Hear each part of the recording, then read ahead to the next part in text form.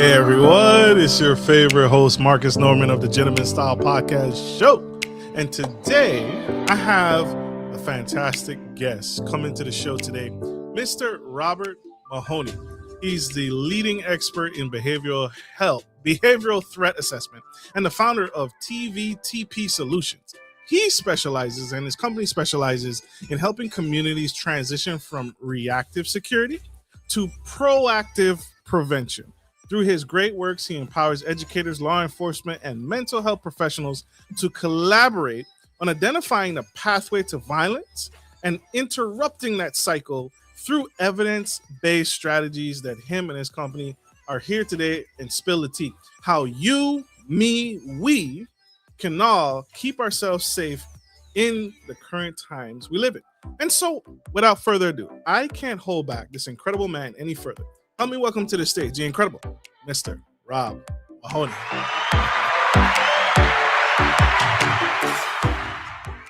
How are you, sir? Welcome to the Gentleman Style Podcast Show. Thank you. I'm doing very well. It's a pleasure to be here. It's a pleasure to have you, sir. First off, I want to touch on your expertise. You could be doing anything in this incredible wide world. Tell me, why have you dedicated the time, your resources, and your incredible mind to pushing back and helping others, law enforcement, helping others figure out how to protect themselves through this deep-based, evidence-based strategies that you teach and that you educate your clients on? Why this? Why this industry? Why this? It's a great question. I think, you're good at what you're good at, I guess.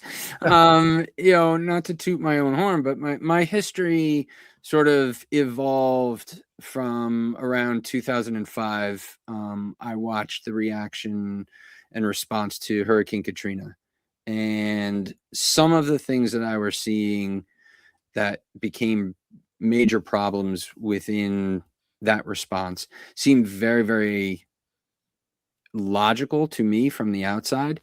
And that I ended up going to school and getting a master's degree in emergency and disaster management. I've worked with local municipalities and states and even to the federal government on creating different response plans and for natural disasters and things like that. And through that process, you have to be a collaborator, and you have to have a lot of coordination, and you have to be able to kind of be a leader in letting the experts do what they do well. Taking advice from the transportation people, taking advice from the logistics people, taking advice from the weather people and seismologists and all these other different things, and trying to get all those little elements of knowledge into sort of a cohesive thing where we're all kind of moving in the same direction. And one of the things that I began to see, as we've all begun to sort of see over the last couple of, a decade or so, has been this ever increasing targeted violence and terrorism problem that we're having domestically. And that's where TVTP comes from. That's an acronym within sort of the industry that stands for targeted violence and terrorism prevention. And so I began to start looking at what it was that was creating this seemingly blockage in why these people were sort of falling through the cracks and why they were able to commit these attacks. And under this sort of framework that I kept hearing of this violent random attack, this random act of violence. And that really caught my attention because it felt very powerless. Like it felt like something that we just had to sort of deal with. And I began to do a little bit more research and see if my collaboration experience and my emergency management experience could be of benefit.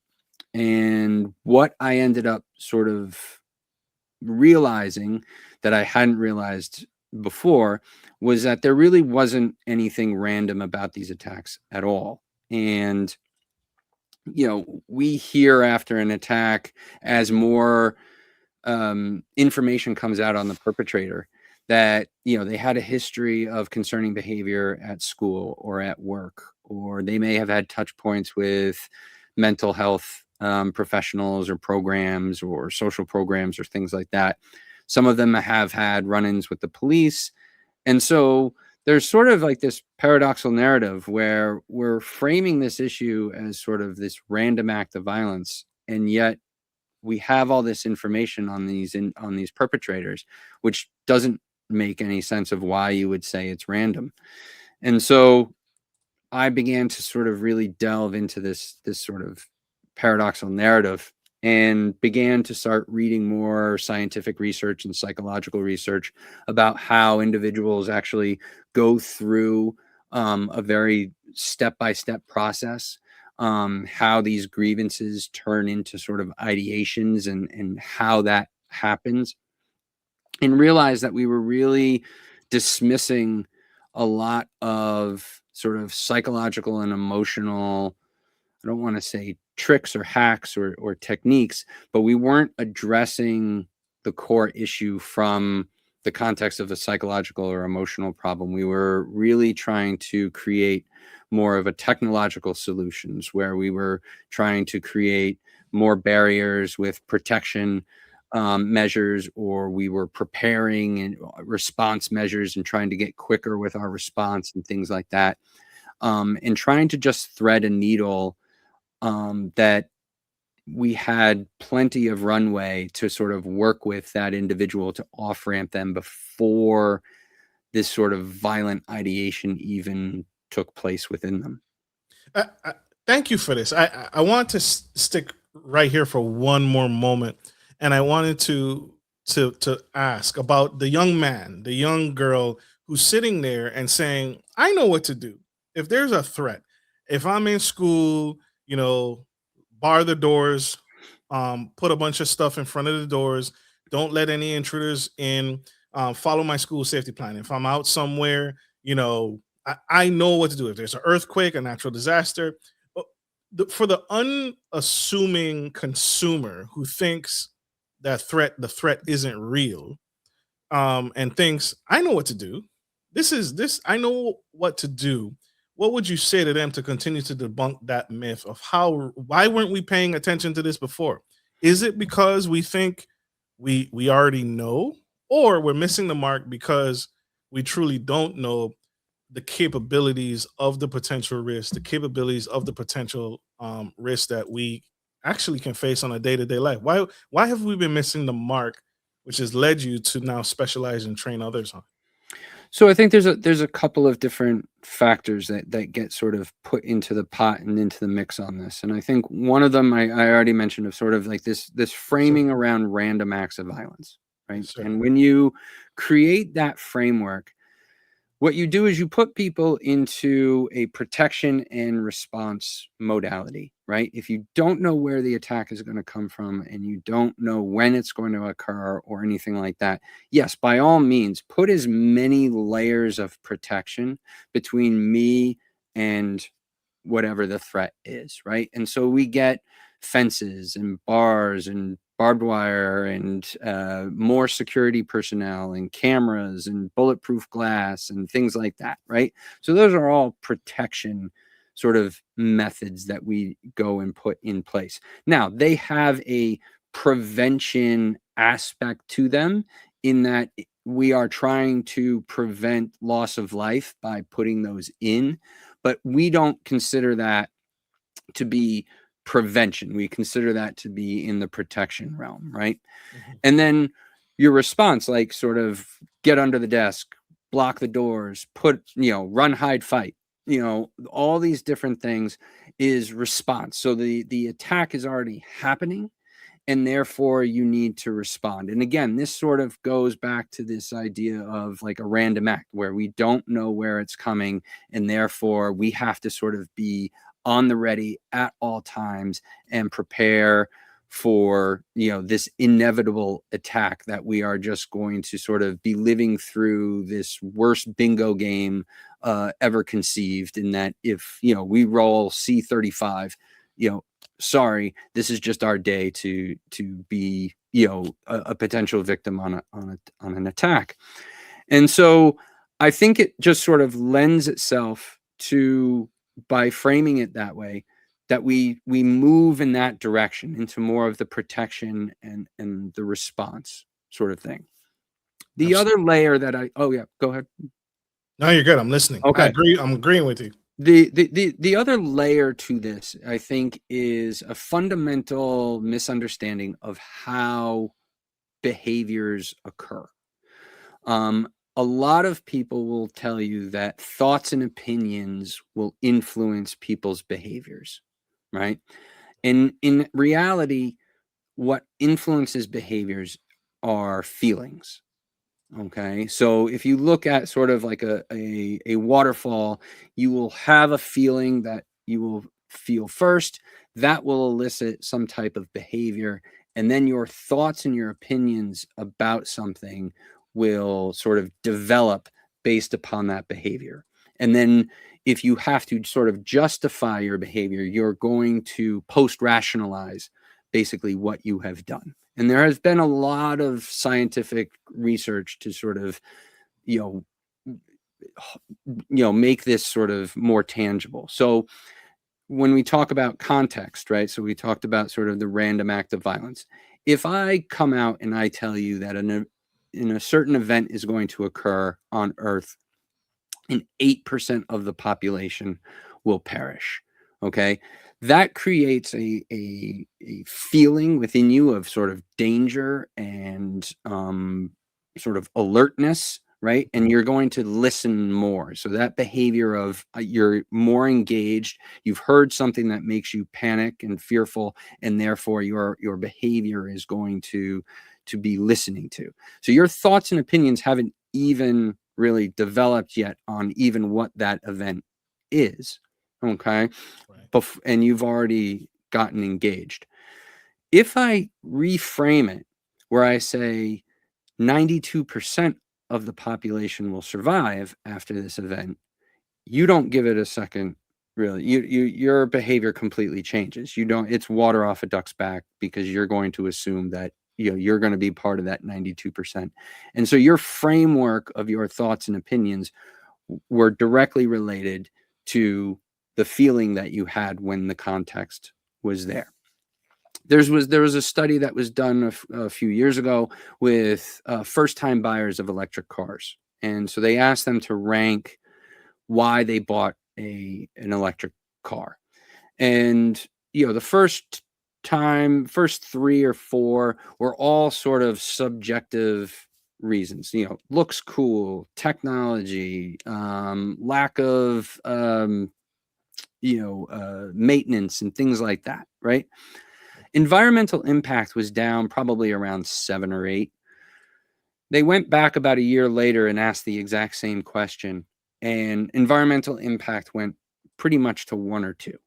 And so the actual physical behavior of driving this electric car created a different thought and opinion about why they were actually driving the car than why they had first initially bought the car.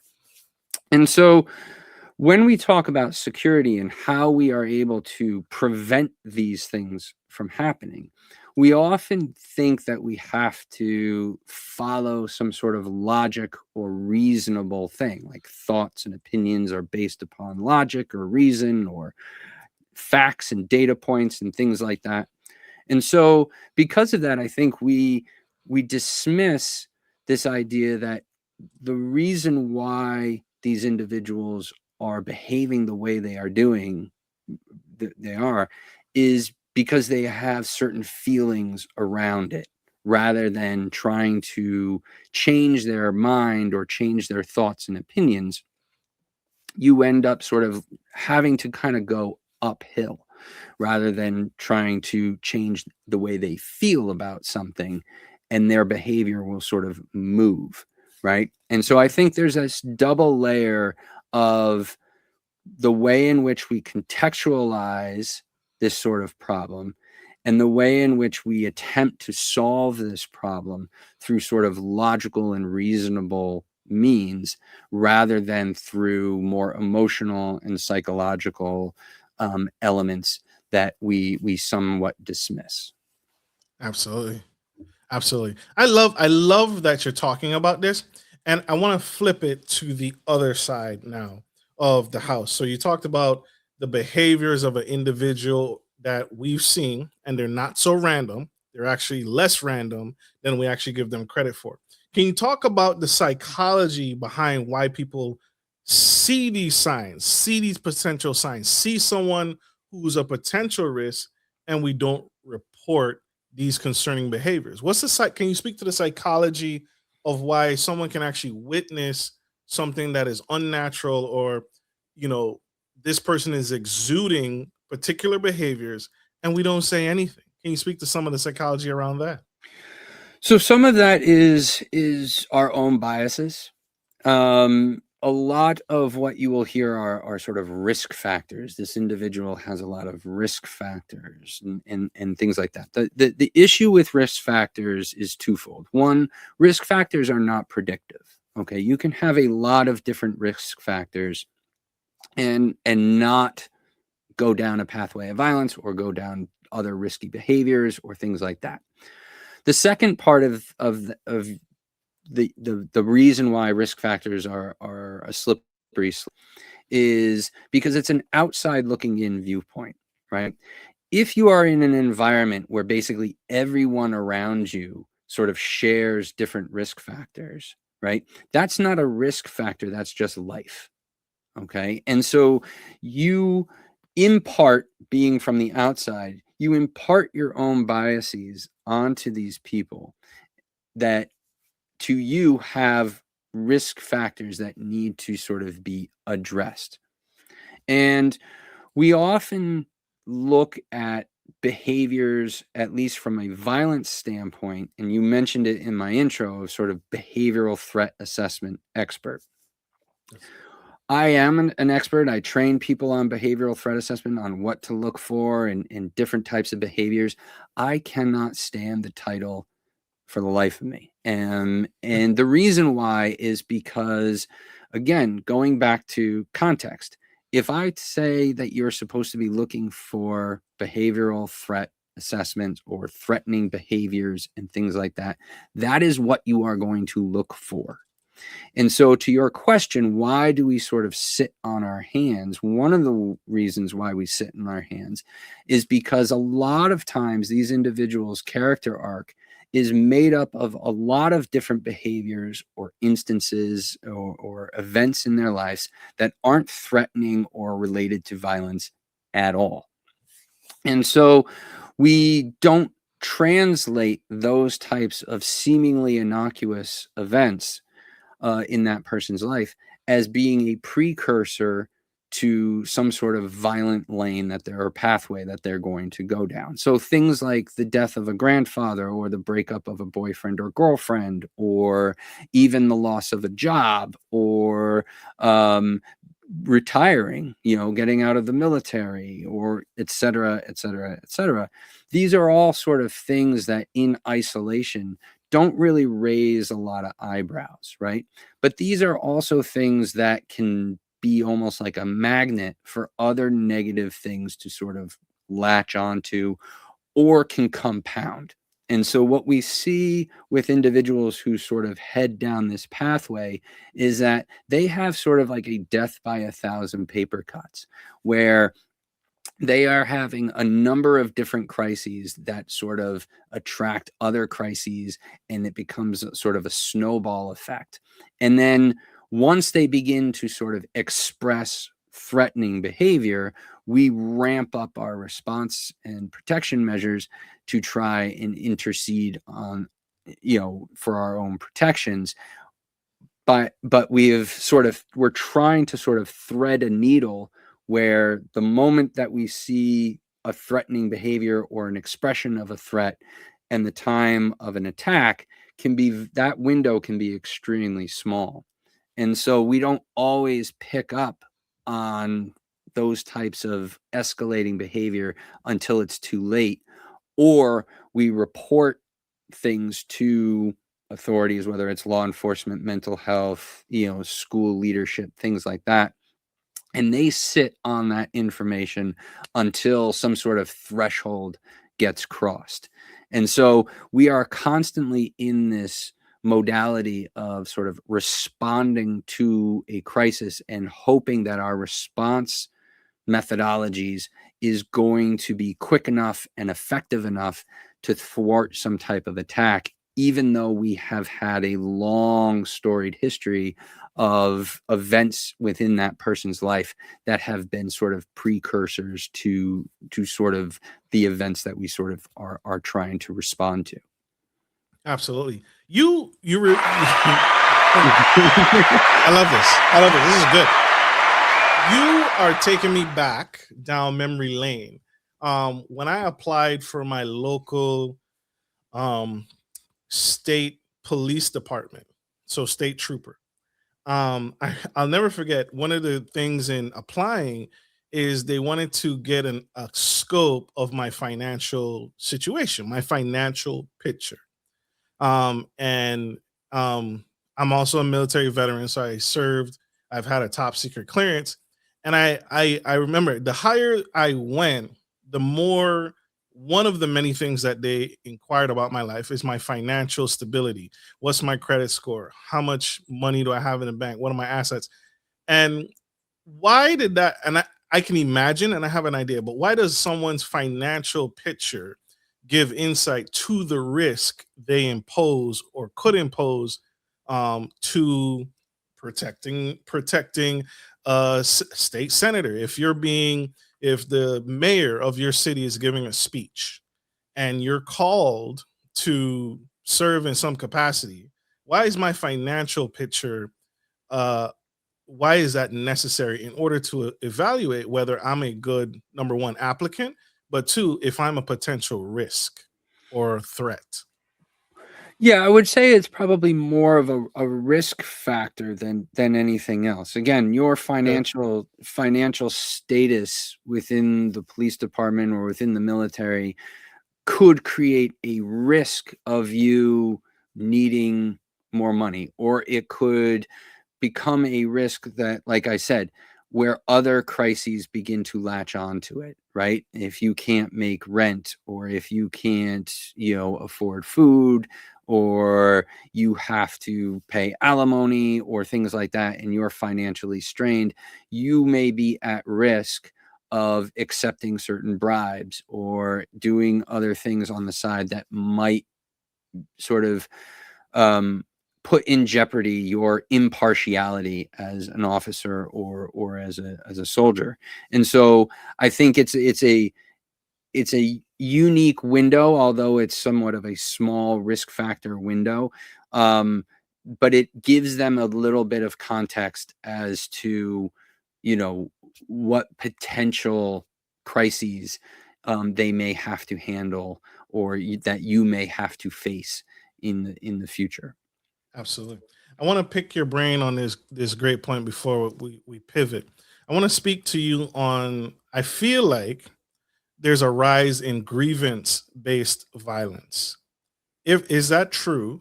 Is that false? And why do you feel, in your experience, why do you feel grievance based evidence is on the rise or increasing or decreasing? So I do think it's on the rise. I think part of it is that people like myself and others with my colleagues and things like that who specialize in behavioral threat assessment and things like that have been pounding this sort of drum about the pathway of violence. And the first step on the pathway is sort of a maturation between a grievance into an ideation. And so we look at it because it's easier for the public to sort of digest this idea of like, well, they had grievances, and we all have grievances. So it's not necessary. It's something that is very identifiable from a wide public, public messaging sort of approach to it. The pathway goes where the grievance becomes an ideation. That ideation moves into sort of research, and preparation. And then you have sort of like a grand breaching before the attack. The one thing with the pathway that, there is a grand breaching, but the breaching sort of happens all the way throughout the pathway. To explain more about the grievances, what we will attach ourselves to certain things, whether it be political or religious or conspiratorial or a sports team or something like that, that provides us with what I've sort of metaphorically sort of laid out of these three buckets that we're all looking for and trying to fill. And that's identity, purpose, and community. And we will go out and look for things that sort of fill that bucket. And the reason why is because the human brain finds it completely unacceptable for us to not know who we are. Okay, so in the absence of knowing who we are or what our purpose is or where we belong, we will go out and try to find something that will fill those buckets. And what we often find is with those people that sort of delve into sort of more of our extremist or radicalized type mindsets is not so much that they are connecting with the message of that as much as it's providing those intangibles. And so we look at those individuals and the grievances and things like that. And what's interesting is we have a lot of empathy for somebody who is showing signs of substance abuse struggles, and we'll go and help them. Depression and suicidal ideation and things like that, we will rush to help that individual. If somebody begins to sort of rant and rave about certain political ideologies or religious or conspiratorial, et cetera, we don't look at those as sort of calls for help, right? We look at those as sort of threatening behaviors or behaviors that we find problematic having in our lives.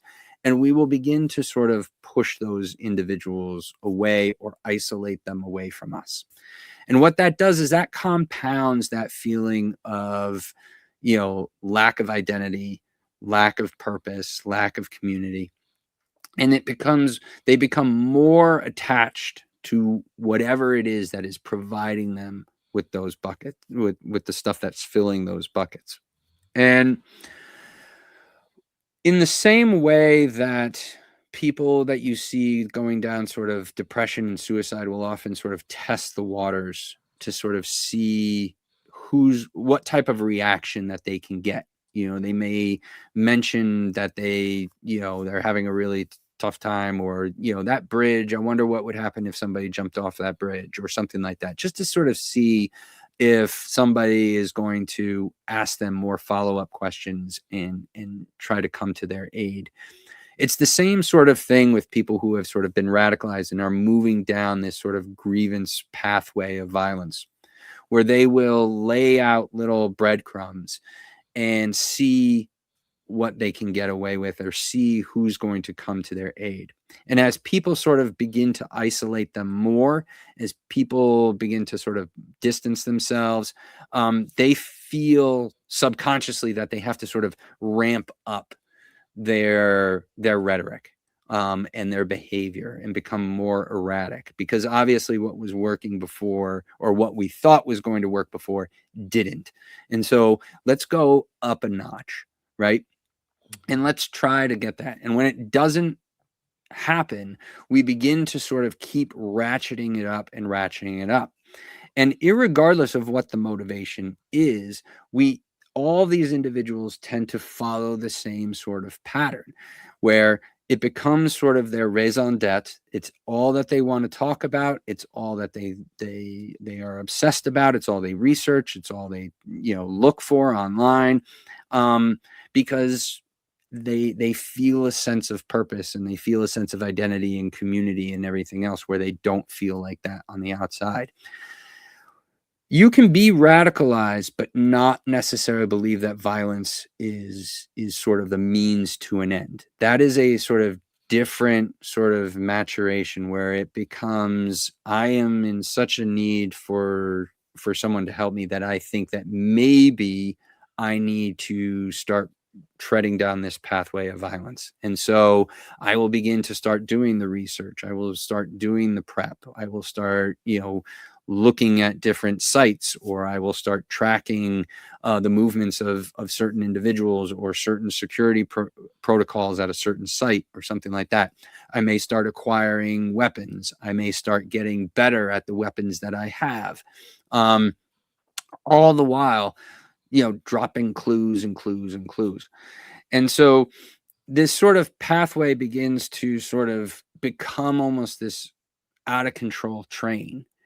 And we have seen individuals who have committed these attacks within their manifestos and their journals and everything else express a great amount of sorrow and sort of apologize for what they are going to do.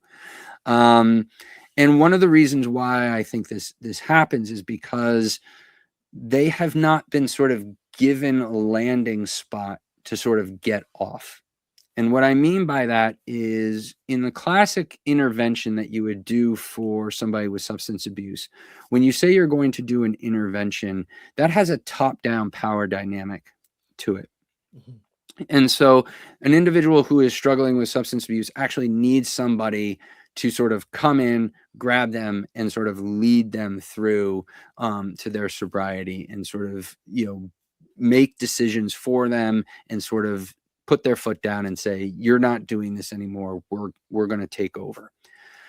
If you do that kind of methodology with somebody who is radicalized or has sort of is in the process of moving down this path, what ends up happening, because they have attached their identity, purpose, and community to this thing, it becomes a personal attack.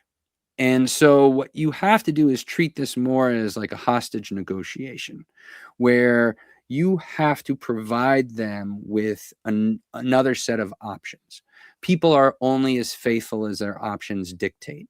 Okay. And so if I'm able to demonstrate and showcase that this individual, if they moved over to this space, could get an identity, could get a purpose, could get a community, and that the flow, that metaphorical flow into the bucket, is going to be equal or greater than the flow that they are already on, it becomes a lot easier for that person to get off of that pathway, right? And so we have a fundamental difference of how we communicate with these individuals who are sort of heading down this pathway. We often think, again, because we think that by changing their opinion or changing their thoughts on something or giving them data points and reason and logic, that we are going to be able to maneuver their behavior off of this, dark trajectory. When actuality, we have to make them feel as though there is something to go to. And, that sort of admission of, I know that this is going to be bad for, and I'm sorry for the families that are going to cause pain. I'm sorry for my own family that's going to cause pain, but I don't know what else to do to get people's attention. And even though I don't want to do this, this is sort of a means to an end, because there is no landing spot. And that doesn't make logical sense. And so because it doesn't make logical sense, we often misinterpret a lot of the signs. We misuse our intervention methodologies, and that actually compounds things and makes things worse. And we end up seeing these individuals sort of just continuing on their dark path until all of a sudden, that attack ends up happening.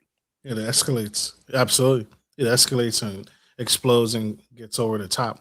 I wanted to ask a really great question in regards to the the what are the common things that the agencies and the companies that you teach, what are some routine things that we see for a school shooting, um, that we can utilize, or schools can utilize to assess a threat either externally to the school or one that's within the school.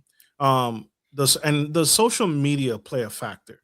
Does someone's social media, is that a gold mine for monitoring or seeing a potential trend or threat in a school system? So this is sort of the rub that I have with a lot of hardened, sort of systematic individuals, and I give them a long leash because we operate within sort of the sandbox that we're sort of given, and the resources that we're provided. Um, we have a situation, I think, in this country where we like to have sort of a checklist, right? Where we're going to check off these different boxes of they did this, therefore there's a check. And the amount of checks that you get then flow into sort of the next process, or the next, things that we can do within the process and things like that. Um, Again, the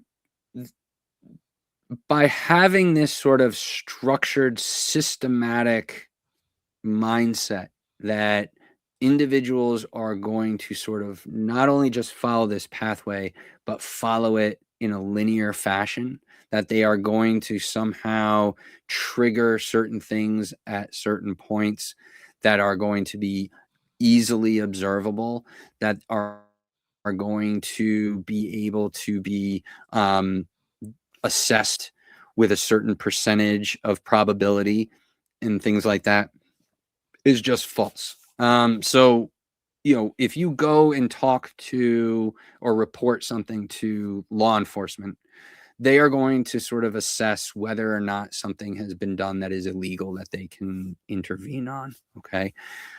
If there is nothing illegal that is being done, there isn't a whole lot that they can do other than write down that individual's name, maybe put them in a database, and just kind of wait, right? If you report that individual to mental health, or some, social program or something like that, public health program, they're going to ask you, are they a threat to themselves or others? And if it's not yet, well, then you have to get to the back of the line, because I have X amount of clinicians and I've got a stack of people that are priority, that actually are a threat to themselves. And so they get to the back of the line. You go to schools. Schools are very, very hesitant of sort of doing these kinds of behavioral assessments that end up having to get parents involved and end up having to create different types of plans for and management plans for individuals and things like that. So they will often sort of try to keep things as much in-house as possible, or they will try and create some type of checklist system that protects them from a legal basis, right? And I have seen a lot of school districts that do that, where they will just say, hey, do you have like a guidebook, a sort of plug and play guidebook, or do you have a checklist that we can use that showcases that, we went through the proper steps, and unfortunately, yes, something happened, but we followed all the checks and checklist that was provided to us from a legal basis. So, oops. And I think there's more of a concept of care that has to be instilled across the board, and a real change in how we view how we want to sort of be within our cities and towns, and stuff like that. Um, each one of those sort of sectors, as I sort of laid out, has sort of this threshold, whether it's, okay, now you've done something illegal. Okay, now you've been determined that you're going to do something threatening, or, you have exhausted all the resources within the school system, and now we have to sort of reach out to external partners. That threshold sort of mentality, where you're just kind of waiting for the individual to trip that wire, goes to sort of that more preparedness and response methodology. And what we have to do is we have to sort of rewire these sort of sectors mentality around what the end game really is for them. We've seen a lot of hyper specialization with a lot of programs across the board for public health and for public assistance. I've worked with some of these groups, and they have analytics that can tell you, hey, if you're a first-time recipient of food assistance, they can tell you from the month, week, and day that you're going to come back for housing assistance, right? Mm-hmm. But the system is so hyper specialized that the people that deal with food insecurity, they only deal with food insecurity, and the people that deal with housing issues, they only deal with housing issues, right? And never the two shall really collaborate. Now, in some instances, you will get some type of network effect that, you know, one person will sort of connect to another and they'll create a working group, and, you know, things will begin to get better. But those networks are rather flimsy.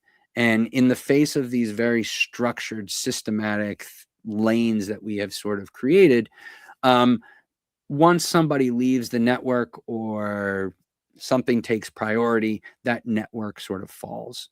So the concept is more a case of like, okay, how do we plug in this concept of care where the responsibility isn't necessarily on the person in crisis to navigate through their crises, but that the resources that we have come to bear and wrap around that individual to provide them and with the assistance that they might need for a bunch of different things. One does not just have food insecurity, right? One doesn't just become homeless, and then when you solve that issue, awesome, we're done here, right?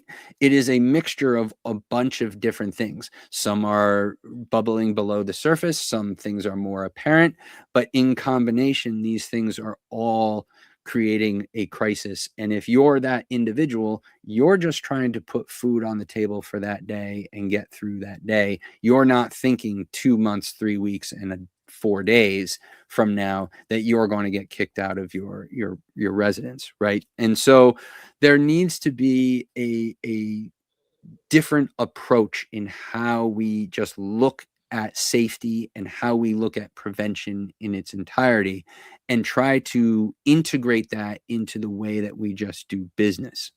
And so I've specialized in sort of targeted violence because that gets people's attention, and that's kind of the worst case end scenario that I'm trying to prevent. But I've instilled a lot of behavioral threat assessment teams, quote unquote, and I'll get to why, how I've reframed those teams to make it much more applicable to sort of a multidisciplinary sort of catch-all approach. But I've instilled these behavioral threat assessment teams, and one of the things that we did was we included bus drivers into these threat assessment teams for the purpose of identifying, you know, threatening behavior and potential threatening behavior and things like that, to bring that to our attention. What we ended up finding out was, you know, there was a kid that was being dropped off and picked up at a different stop. They did a little bit of digging and found out that there was some substance abuse or some domestic abuse that was happening at the home, right? Not necessarily targeted violence related, but definitely something that needed to be addressed. They found another individual who was showing up at the bus stop in a car, and his parents were both in the car, and the back of the car looked like it was filled with pillows and blankets and all those sort of things. Come to find out, yes, they had been evicted from their apartment. Again, not related to threat assessment, but needed to be, from a prevention standpoint, needed to be addressed, and they were able to do that. And so this is one of the things I'll go back sort of around to why I dislike the terminology of behavioral threat assessment. At its core, it's absolutely the correct way to do it. You are evaluating behaviors because people will say a lot of different things that are sort of red herrings or have no validity to them and are just trying to get, you know, shock value, or it's an off the, you know, they're just blowing off steam. There's nothing behind it that is really threatening, where their behaviors are far more indicative of you know, future potential issues. But again, you are looking for threatening behavior rather than just somebody in sort of struggling with some sort of crisis, irregardless of sort of the level of that crisis. So one of the things that we did, instead of calling them behavioral threat assessment teams, was we relabeled them as care teams. And by relabeling them as care teams, we were able to get a much wider viewpoint from everybody involved. And we had a much more diverse sort of call to action of what was a concern to individuals, what was behavior that was a little bit awkward that we could address, rather than sort of looking or trying to evaluate, is this behavior threatening? And the reason why we did care teams was a bunch of different reasons, but one of the reasons was, and one of the main behavioral things to look out for, is isolation, a withdrawal from sort of society and friends and family and things like that is one of the large telling behavioral signs to look out for. Now, you tell me if you can tell the difference between sort of the quiet person in the corner that doesn't really cause a lot of problems or disturbances, and somebody who's in sort of a death grip of spiraling downward through isolation, right? Yeah. Probably cannot tell the difference at all. And so if you are simply just looking for threatening behavior, well, that person in the corner doesn't really speak a whole lot, and they're just in the corner. They doodle on their their notebook, and then they get up and they leave, and there's no behavioral problems. It's not something I need to address, right? If it's a care team and that individual is sort of not participating in class and is quiet, doesn't seem to have many friends at lunch and things like that, that might be something that the care team can go over and just have sort of a conversation with that individual and see if they can sort of get some information out of them that, maybe they need some assistance, or maybe they just need somebody to talk to. And it's a different sort of dynamic. Also, if you have to call a parent to find out some more information and you say, "Hi, I'm with the behavioral threat assessment team," you're going to find some people that are pretty guarded on that. Where if you say, "Hi, I'm with the school's care team," it's a completely different dynamic, and they're probably more apt to get to you. And so looking at security from a much more wider lens, and prevention itself, in sort of evening out this sort of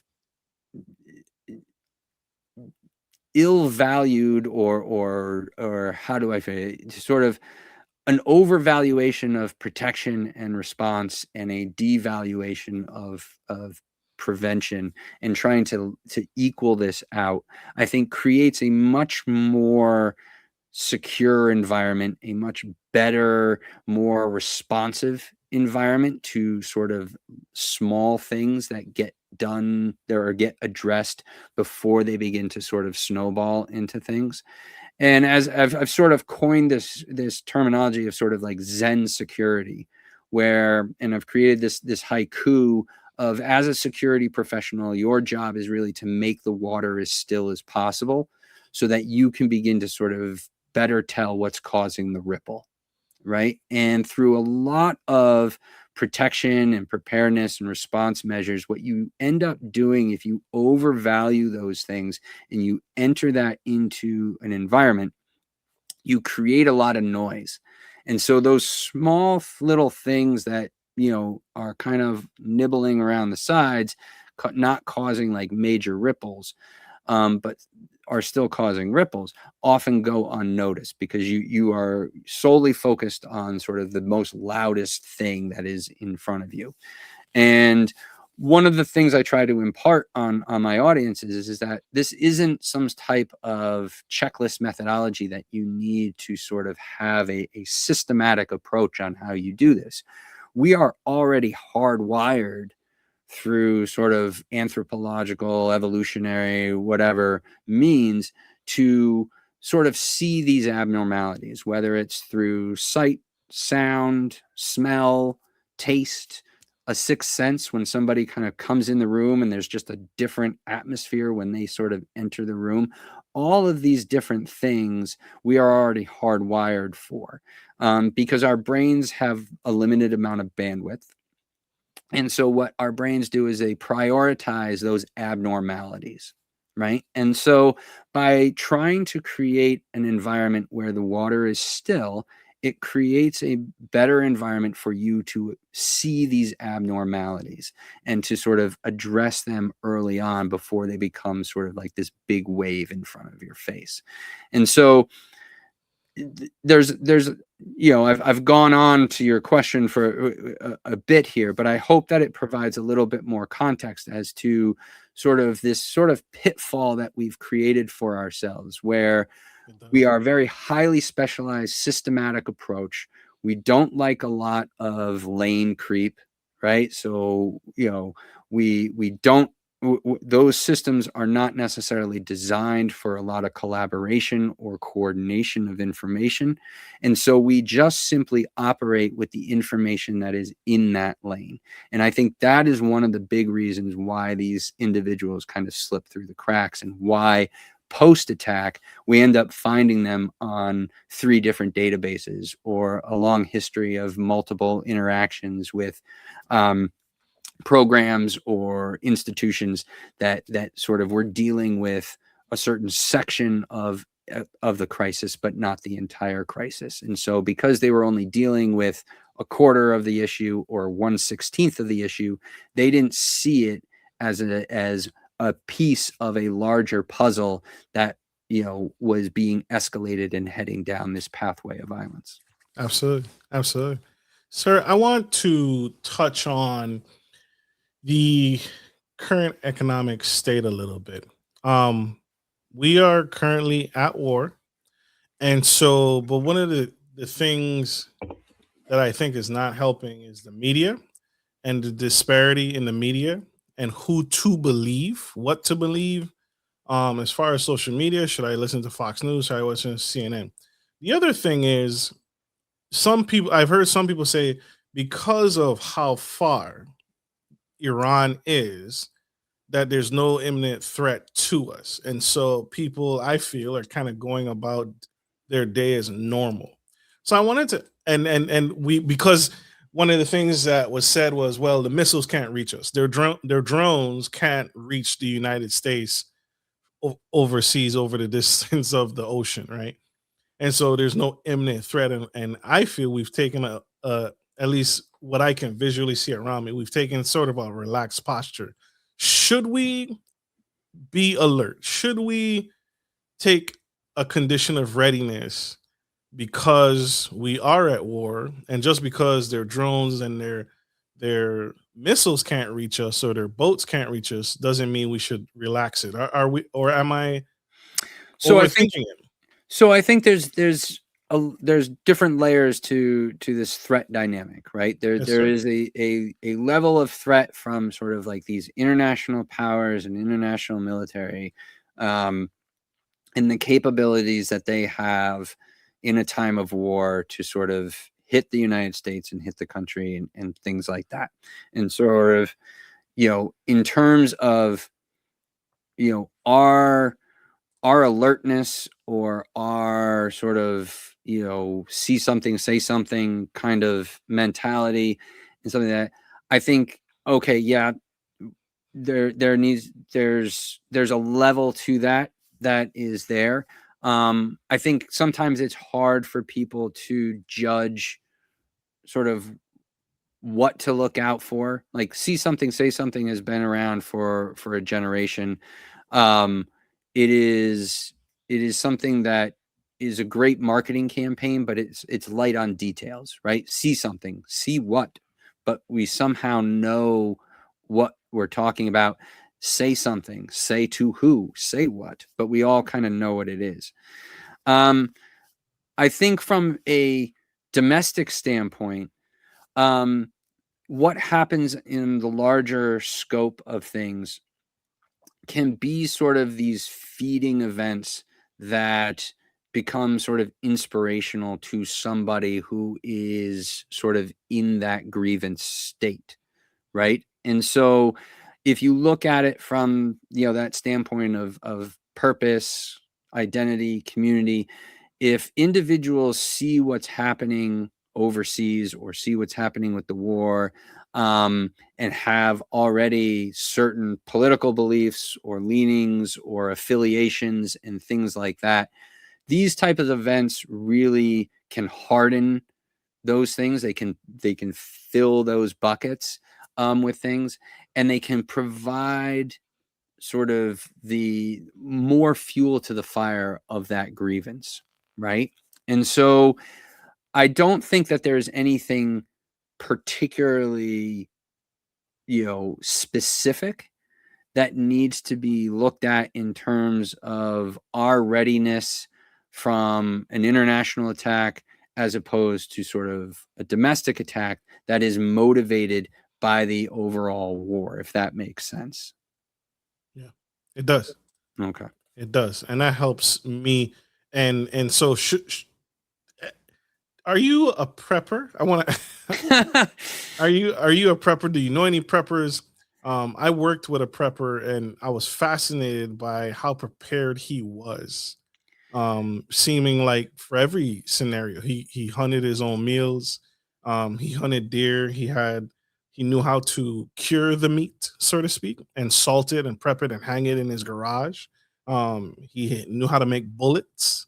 Um, should I take that stand? Should I learn from him? Should I be are there a unique set of skills we should all work on and develop within ourselves to be safer?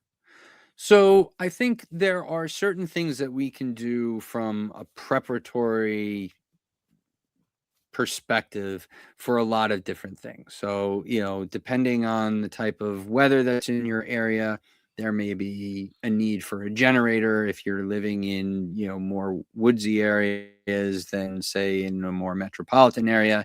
If you're in a certain metropolitan areas, you may be more prone to flooding or hurricanes, or you might have an earthquake sort of risk factor. So certain preparatory things of what you are going to do in a certain event and things like that are great. I think one of the things with the preppers is that it is very they sort of create a scenario that they are planning against based upon certain assumptions that they have based upon what they see. There's that great Mike Tyson line, everybody has a plan till they get punched in the face, right? Yeah.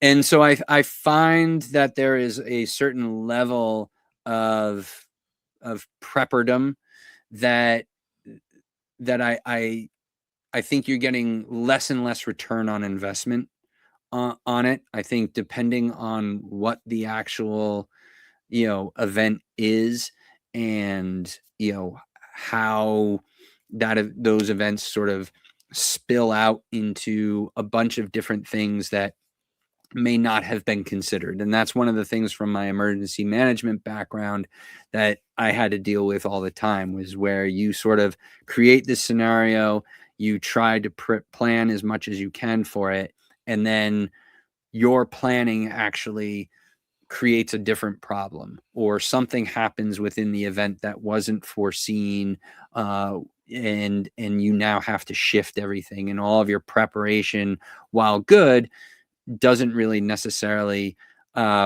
translate to the event. Most of what we did from an emergency management standpoint, from a preparation standpoint, and what we try to do as well from this prevention standpoint, is to create those relationships, to create those sort of coordination points, and those relationships, and that information sharing, and those resource sharing, so that when an event happens, I'm not also trying to introduce myself to you for the first time and trying to create that sort of bond of trust. And so from the prepper's standpoint, I think they have a lot of skills and resources that are extremely valuable. I just think that they're what they are prepping for might not necessarily be what ends up happening. What is going to end up happening? How is the world going to end? Is it nuclear fallout? Oh, Is it flood? What's the data say? What's the well, data I telling? think if I knew that, no offense to you in this podcast, but I don't think I'd be on here. That's fair. One of the things that I do worry a lot about is, again, sort of like this confluence of different things that sort of end up creating a lot of different crises all at once. And going back to how humans sort of navigate through the world through sort of emotion and unreasonable things, but also through that lens of identity, purpose, and community. We've already seen some shocks to the system in terms of sort of the emergence of AI and what that is doing to jobs and things like that. So much of what our identity is attached to is what we do for a living, right? And our purpose and everything else. If that gets shook, people are going to sort of look for other things to attach themselves to. The other issue that I sort of see is sort of just the bifurcation of our political system, where you basically have to be on the right team or you have to be on the left team, right? And there are a lot of people that kind of go back and forth and things like that. But really, those are really the only two options that you have. And so you really do force people into moving more and more harder and harder in their respective directions, which to receive that sense of identity and that community and everything else, because you can't really just sort of be this center lone wolf out in just sort of the nothingness. And I also sort of see the events that are sort of happening in the world as being, definitely just from our own country's standpoint, a little bit more shaky. Like, we are in a war, and we are in, from all the assessments, sort of a precarious, financial, economic sort of arena here.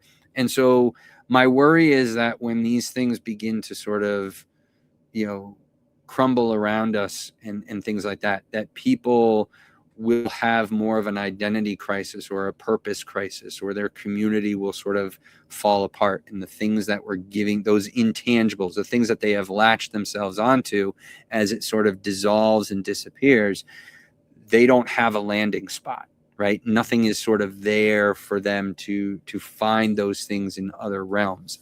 And so you might see more and more individuals move into this sort of isolation, hardened sort of radicalization, and believe that sort of violence is the answer, whether it's against a certain group of people or whether it's a certain message that is trying to be sent across a lot of different groups and things like that.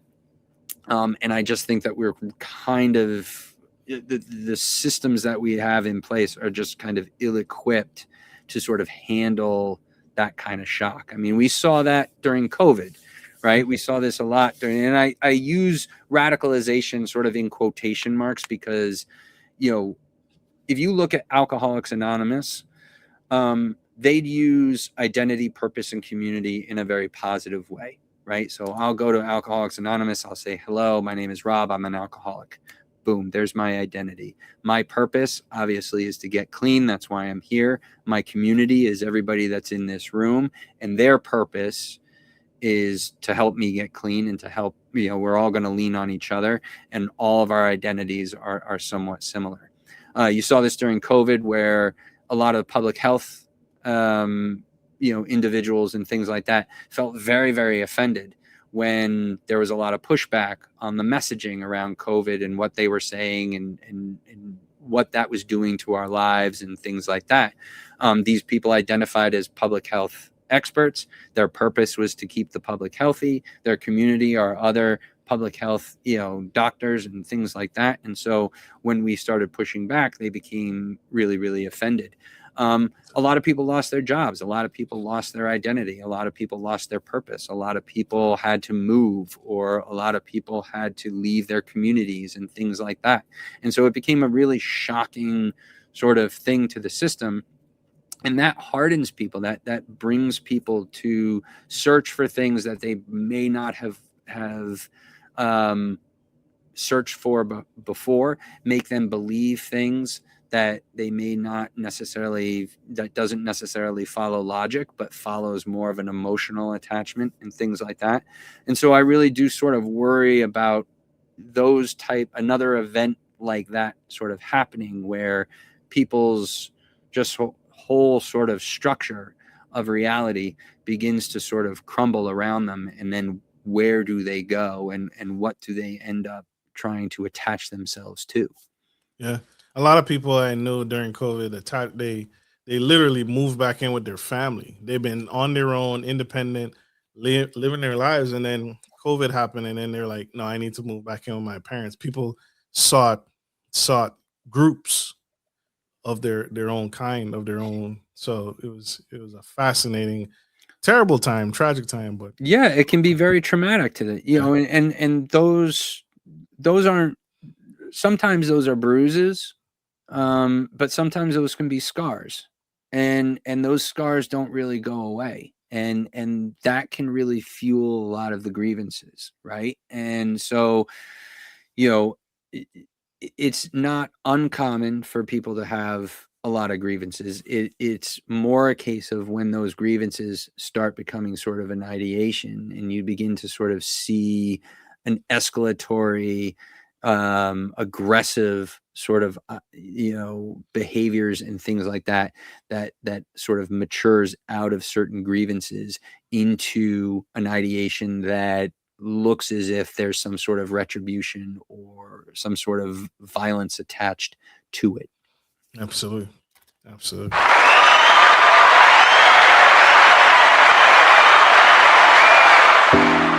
This has been an incredible conversation. Mr. Mahoney, thank you for what you do. Thank you for educating us. Thank you for taking time out of your busy day to help us get a better understanding of where we are in the world, how to keep ourselves safe, and how to keep our communities a little bit safer.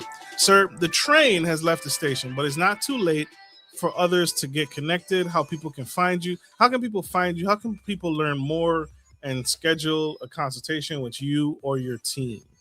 Yeah, they can just simply go to the website, TVTP. Remember, that's an acronym for Targeted Violence and Terrorism Prevention. So TVTPSolutions.com. And there's a contact page there. And irregardless if you are with the education sector or the law enforcement or mental and public health, or if you're just part of the general public, we've had consultation services with departments of recreation, libraries, sanitation departments, different houses of worship, boys and girls clubs, all kinds of anybody. If you're involved in the community, we can try and help and get you integrated and work on this sort of concept and philosophy. And so just give us a ring, give us an email, and then we'll work with you on sort of developing what best your needs are and how we can fill that. Super dope. Connect, y'all. For our audio listeners who cannot see it, it's on the screen. It's TVTP Solutions.com. Connect. All right, I have to let this incredible man go. He has many more companies to educate, many more civil servants to help, and many more agencies to educate and stimulate and help us get to a better state. Sir, I want to say this to you publicly, Mr. Mahoney. Thank you for what you do. Don't ever quit. We need you, especially now. We need you. All right, y'all. So much. Absolutely. All right, y'all. Like we end every show, take care of your friends and take care of your family. And always, always take care of business. This is Marcus, your favorite gentleman, and Mr. Rob Mahoney signing off. Love you guys. Bye.